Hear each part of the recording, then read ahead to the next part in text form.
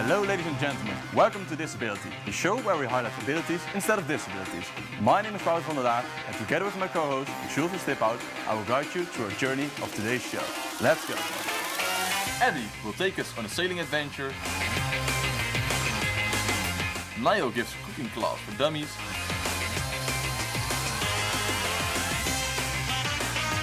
Party Sports Ability Counts football team will kick Jules' butt.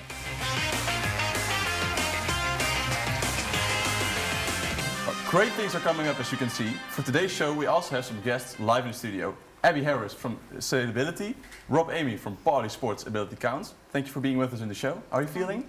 Okay. Bit nervous and excited? Yeah, it's okay. Wonderful. All right, and that's not even everything for today, because we also have an amazing performer, Sean Shears, who will provide us with some live music in the show. Thank you, Sean, for being here. How are you feeling?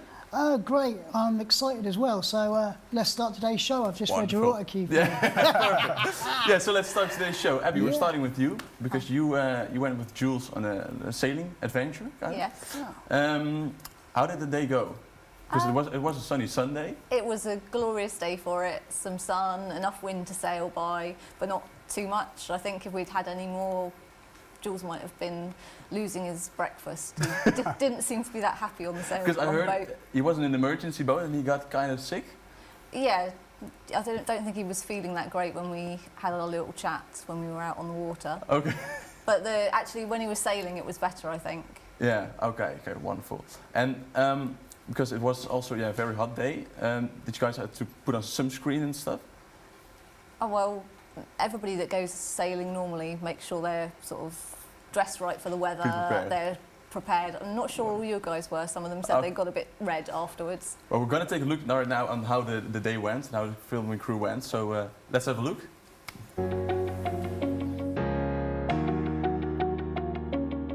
Hello everyone, such a lovely day to go and join ThisAbility, which is an association that provides the opportunity for disabled people to go out and sail.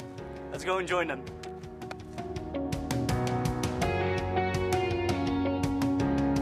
Okay, we're here with Peter, and Peter runs the charity side of the ThisAbility portion. I say that right?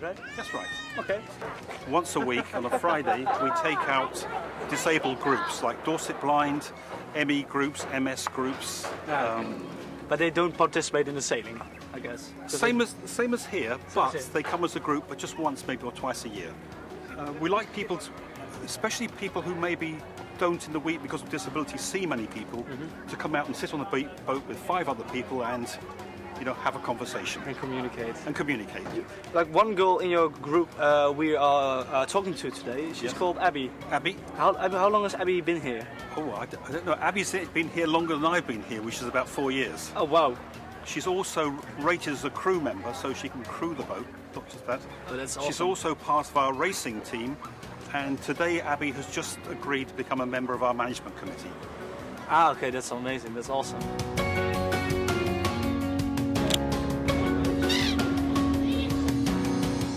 Abby, why are we here? What is it? Why are we? We're sailing with Pool Sailability. The crew on a boat is normally 5 people, 3 disabled members and 2 members of crew who are volunteers. Okay. And most of the volunteer crew are able-bodied, but a few of the crew are disabled members as well, like myself.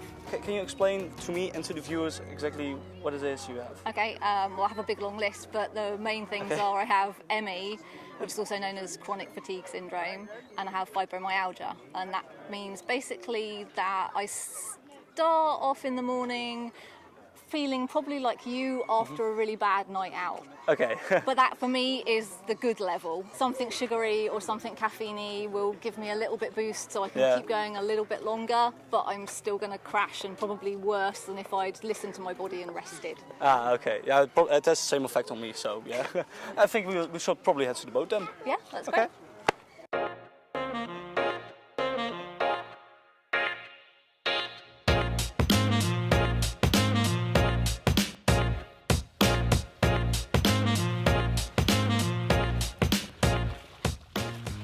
I was wondering, how did you find ThisAbility? Because Peter told me a story about the company, but how do you find such a unique company? Okay, well, there's a support group for performing, and there someone else came already to Sailability. And they said, oh, would you like to come? Want to come and try the trial sail, see what, if you like it? So I did. So it was love at first sight, or? Yeah.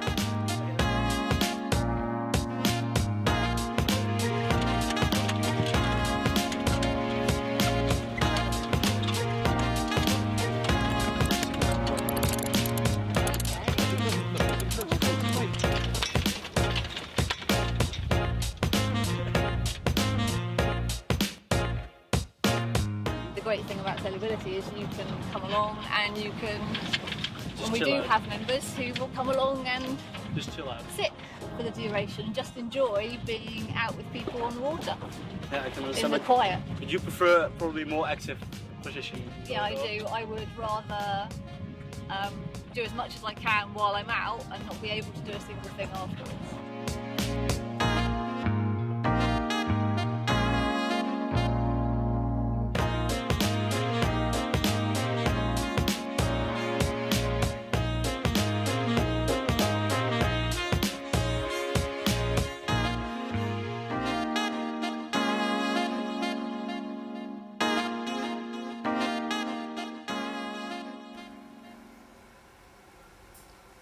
Well, that looked like a really fun day, wasn't it? It was a great day on the water.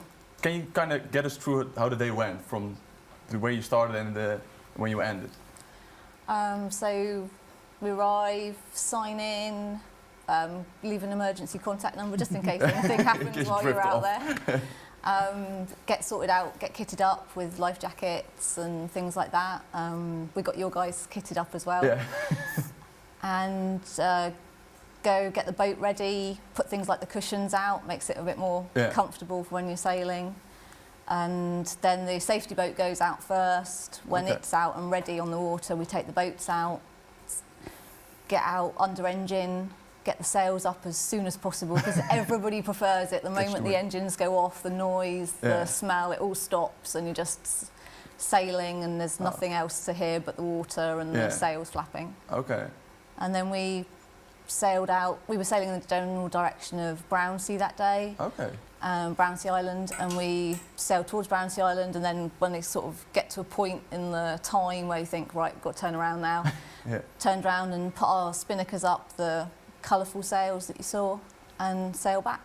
And then, unfortunately, at some point, someone comes over the radio and says, time to pack up, time to go back in, and so we take all the sails down and head back in. Okay.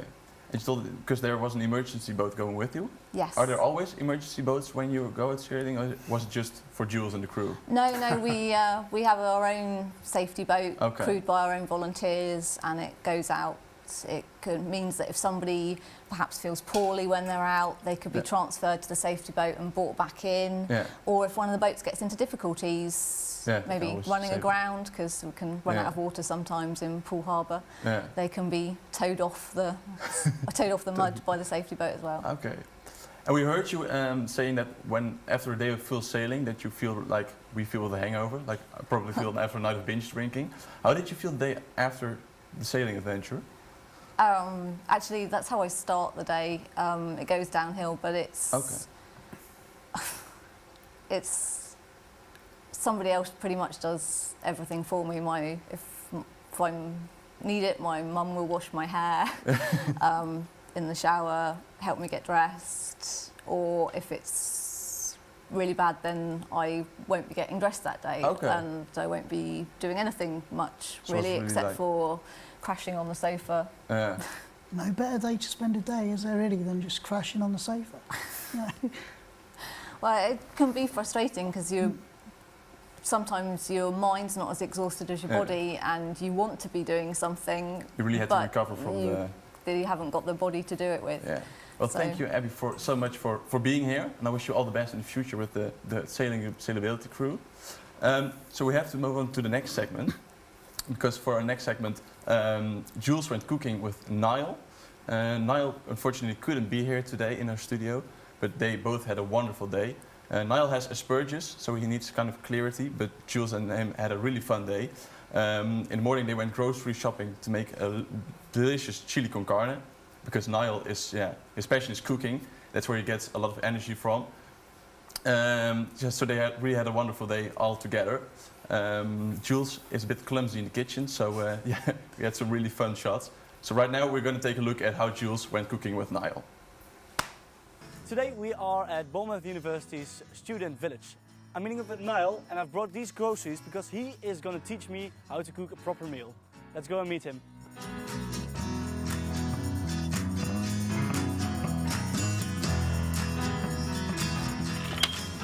Hi Niall, I'm Jules. Oh hi, nice to meet you. Nice. Come on in. Okay, thank you. We are in the kitchen with Niall, right? Yeah. And Niall, you have Asperger's, right? Yes, I do. Do I pronounce that right? Asperger's. Asperger's. And can you explain to me and to our viewers what Asperger's is? It is a mild form of autism, which causes people that have it to have photographic memories, including me, and it can also cause people to not always understand how someone is feeling or what their intention is. Okay, but one of your fascinations is cooking, right?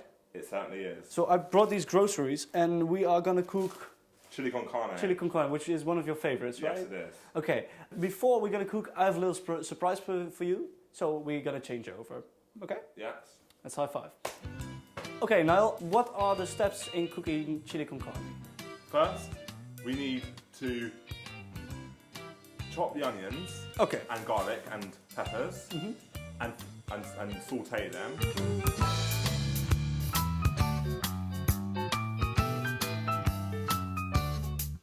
Do you feel like different with Asperger's or than other people's?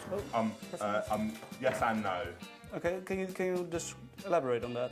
I'm a lot more strict about rules and schedules and reliability. Okay.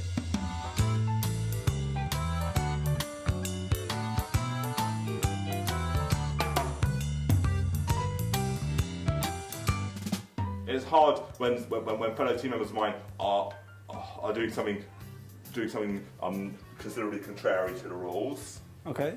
Or when someone is unreliable, or when someone is getting aggressive. And do you sometimes get annoyed by yourself then if it doesn't work? Or? Yes, actually. Okay. And how do you cope with that? I try to stay calm and I try to avoid using expletives when frustrated or angry. So what? Expletives. Okay. So swearing. Yeah. I mean, okay. Yeah. I have photographic memory, which gives me an advantage. Yeah. On the theoretical. And it also helps me adhere to Harvard referencing strictly when doing essays. Okay.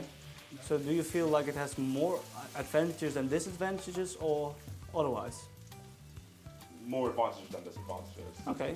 That's very convenient for you then. Yeah.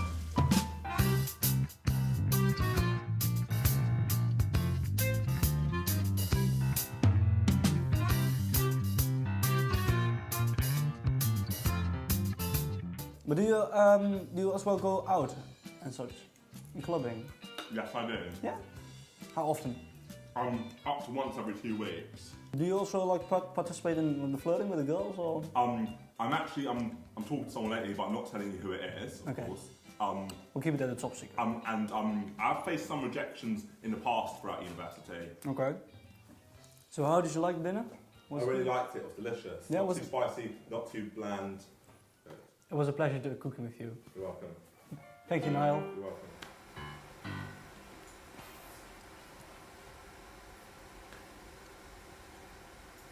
So, yeah, I got really hungry after watching that chili con carne clip.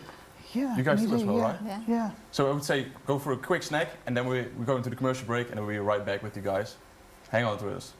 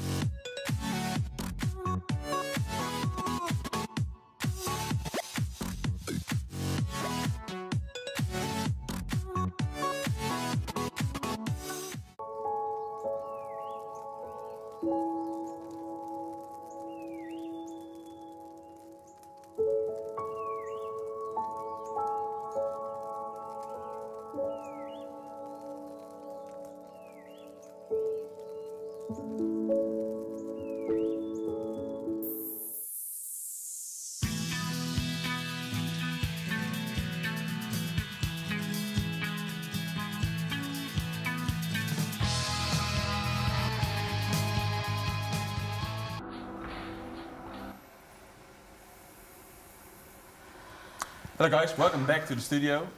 We've just had a quick snack here. Yeah. Got really filled up again. So before the commercial break, we saw Niall cooking. Niall has Asperger's. And Rob, then we kind of come to you because you're a football coach for a team with disabled people. That's right. Do you also have people like Niall in your team? Yes, yeah, absolutely. Yeah, it's fully inclusive. Okay. Possible. Yeah.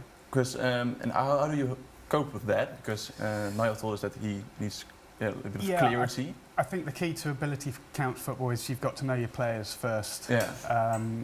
You can go in and run a coaching session with people you don't know, but you can't adapt accordingly. So you really do need to know the players. But you can adapt during sessions once you know how people tick. Yeah. You can just really getting to know adjust your accordingly. team and Exactly, what they prefer. Yeah. Okay. And so there's kind of a different approach for every yeah, very much for so. every player in your football it's team. individually tailored during the session. Yeah. Did you actually get training for that, or did you just teach yourself how to? To be honest, I think you do. You pick it up. The longer you're doing it, the more you pick it up. I have done disability football training. It wasn't a great deal, but it is really about. It's about learning the players and taking a holistic approach. I think. Because you went out with your team with Jules. Yes. Can you kind of give me an idea how that day went with Jules? Yeah, it was really good. Yeah, so he came down for when we were setting up. Obviously, the players arrive. He joined in with the warm-up, joined in with some of the games we played, and then the match at the end. He did all right. We're not signing him on. Because I heard that Jules is a pretty clumsy football player. He's probably not quite as clumsy a football player as he is nauseous as a sailor, but he did all right. Yeah. And how did your team experience the day with Jules and the overall filming crew? Because actually they were really comfortable with it. And equally, I think it's important sometimes that they have other faces at training. You know, they would get fed up of mine, I think. So it's always good to have other people there, and they can just bounce ideas off of different people. Okay, so it was a really great day. Yeah, brilliant. Yeah. So right now we're going to take a look at the segment where you went footballing with Jules. It looked like a really fun day, so we're going to watch it right now. As you can see, I'm on a sports field, and that is because today I'm joining Varsity Sports Ability Counts because I'm meeting up with Ryan and his team. They're gonna show me and train me in my first ever football training session. Let's rock it.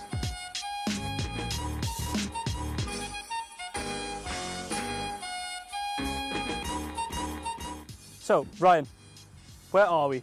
We're at Chapelgate Sports Centre, which combines cricket, tennis and football all into one big campus. Ryan, why did you join the football team? Well, mainly it's for, I like to think of it as a fitness kind of thing, to keep my hamstring nice and loose, and it's a good way of socialising with people as well, because you're in a team basically, and you have to work together as a team. It's a challenge as well, because it's not just knocking the ball around and shooting at goal.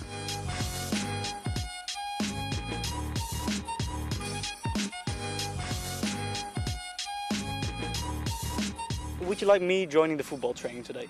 Yeah, I mean, you guys are only more than welcome to have some fun and knock yourself out, yeah? Not literally, but... Okay, shall we do the magic trick then? Yeah. The finger snap, 1, 2, 3.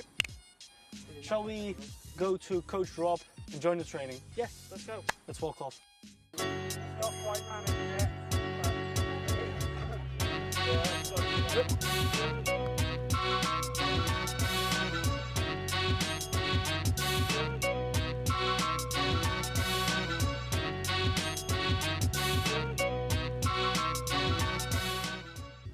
I'm here with Coach Rob. So Rob, how many footballers do you have in your club, in your team? We have, on a busy training session, we'll have 25 players. Most of them play in the league as well, but not all of them. Some of them just come down for the social side and don't wish to participate in the league anyway. Believe it or not, it's not. Our philosophy at the club is not about winning. Much as the guys, I know the guys. Some of them are competitive, and I know they want to win matches. I personally, I don't ever check the league. What's important for me is to get the maximum number of people out training and involved and participating in Ability Counts football. So to outline Ability Counts football, obviously the focus is on the ability and not the disability. So every player is completely different, whether it's an emotional difficulty or whether it's a physical difficulty.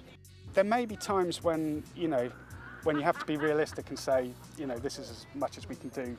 We can't change too much to affect everybody else, but we do try and integrate everybody else into the same way of thinking. And for you, is it more of a sport thing or a social thing you want to teach them? That's the crucial point. It's a social thing. I think there will be very little football coaching goes in. It is more about inclusivity, the social side of it, their friends, lovely weather, getting out, keeping fit. So when I originally set Parley up, I wanted it set up as a community, not just a football team.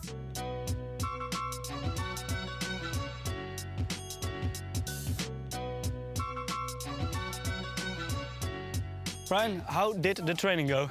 Yeah, training went really well. It's certainly challenging on a different surface for people that haven't never worn studs before. Okay. It does hurt after a while. Okay. Obviously you will feel a bit tired, obviously. Yeah, definitely, yeah. Day after, and probably a bit stiff, but... I can understand, yeah. But apart from that, overall it's good for your fitness. Hey Ryan, if I may ask you, what does the team mean for you?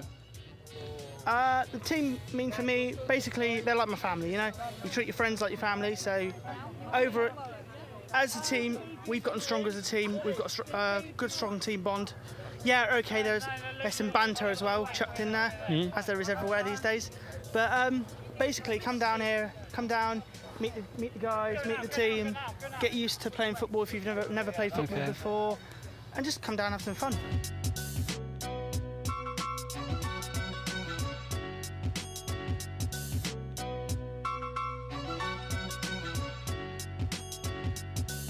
Okay, as a wrap up, I'm gonna take a group picture with my team.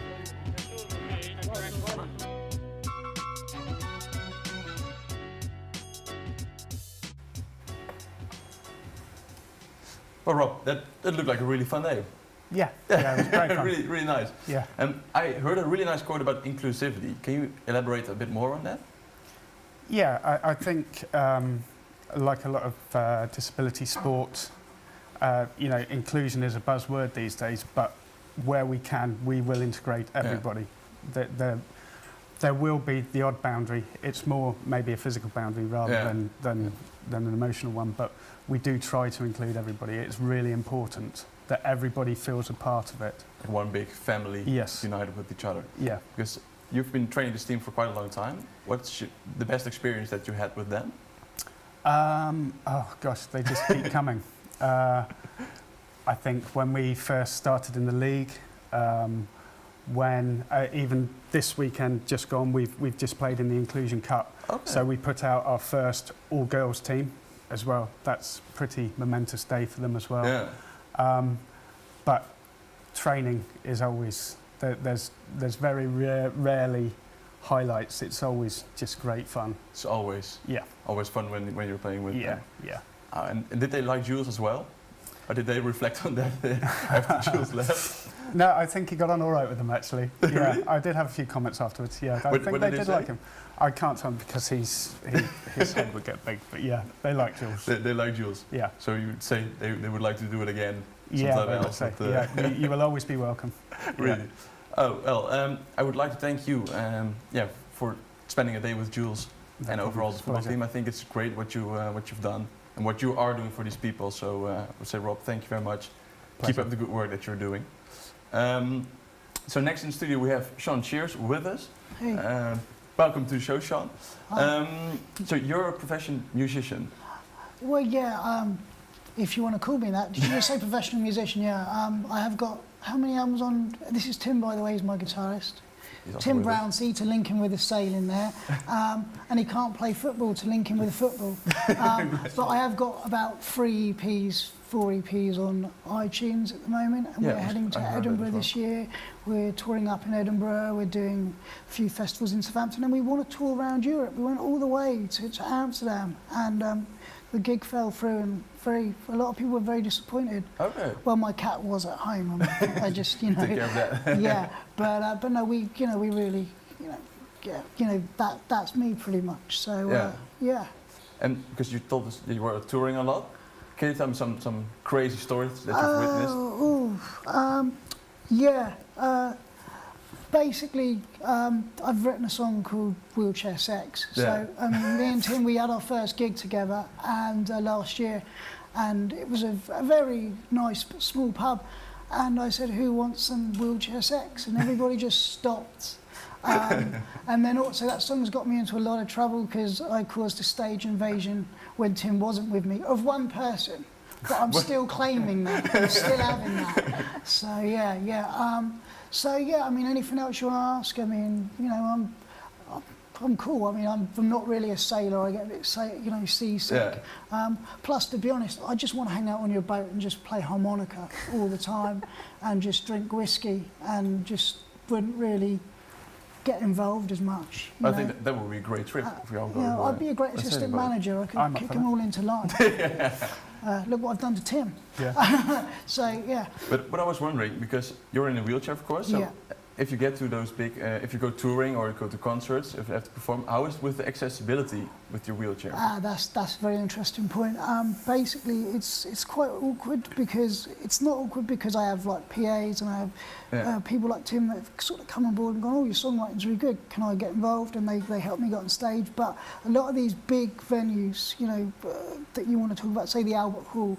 Even though it's accessible to get into, the stage area might not be that accessible, and that's something that I really want to make clear to festivals, that, you know, we are here, we are ready to perform, we have different ways of doing things, but boy, can we do them good sometimes. And I'm not saying I do my songs good, people, I'm just saying sometimes I can be good, you know. But I think it also has developed throughout the years, and all the stages become more accessible. I mean, due to the to different acts and laws being passed, they've really helped. But I think just people's understanding of the fact that you want to perform as well. And I've known Tim most of my life, but to actually sort of, for him to realise, oh, he writes and composes the songs as well. Tim's a good songwriter as well, so to be able to come up with something on an app on your phone, like these guys have been saying, nothing is really impossible these days. You just got to be a little bit inventive. It's like making a good meal, linking it in there. So like with cooking. Keeping all linked in. Just be creative and just find out. So we're looking forward to Edinburgh this year. We're going to be there from the 21st to 25th. Okay. And we're going to be playing at a bicycle festival because we're at Rock and Roll this Sunday. But yeah, we meet. You know, this is a great thing. We get to meet people like yourselves, and we get stories to tell. Like, you know, making sure that the water's all level on the tables and stuff like that. It's fantastic. So you're also basing your stories on the things that you experienced throughout touring and stuff? Yeah, and through life as well. So it's not dwelling too much on a disability. I try to be uplifting with it. And I surround myself with a lot of interesting people, to say the least. I mean, just look at Tim. I mean, you know, he's a wealth of knowledge. We're learning how to write together at the moment.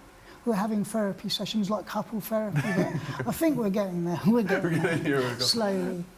But, you know, I mean, I could write a song for you right now if you want. We could come up with something. I've got a shaker on me. Anyone want to play shaker? No? We've got time? No? Okay, cool. Right, that's blowing that one out the water. So, so I'm pretty much, we're looking forward to touring. But we want to tour Amsterdam. Really want to. So if you've got a house that you could put us up in. Well, we can manage. We can arrange that for your touring too. Well, you've agreed live on air now, so that's a contract you've verbally signed. Well, right now we're going to listen to your song, "Live the Dream." So I would say, Sean and Tim, kick it off. The stage is yours. Oh, yeah, microphone. That would help, wouldn't it?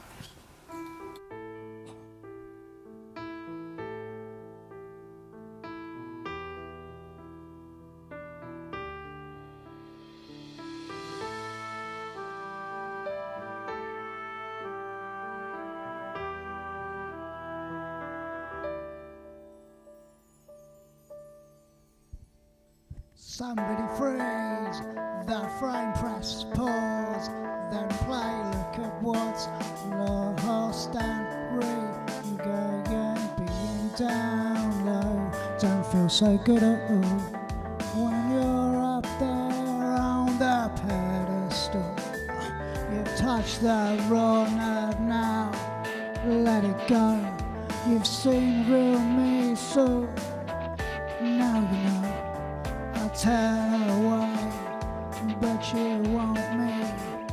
This torn individual, hell, that's the state I leave behind. What limits me? Yeah, I climb that mountain to live my dream. And although I've fallen from grace, I find myself in your embrace, and life seems too good to be true. So I shall live this dream with you. Every day's a journey, I learn something new. Now I'm man with nothing to prove. You've made me see what I can achieve. You've released the potential inside of me.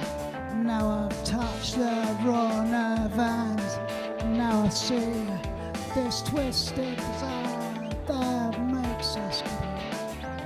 I leave behind what limits me to that imaginary place where we both shall meet. I'll climb that mountain when there's no need. Why climb that mountain to live my dream?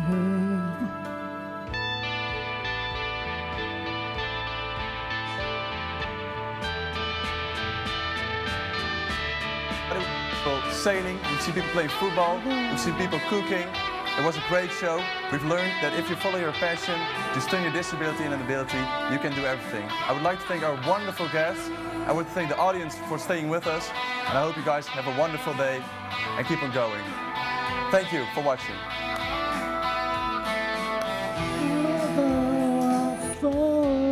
From grace, I find myself in your embrace, and life seems too good to be true.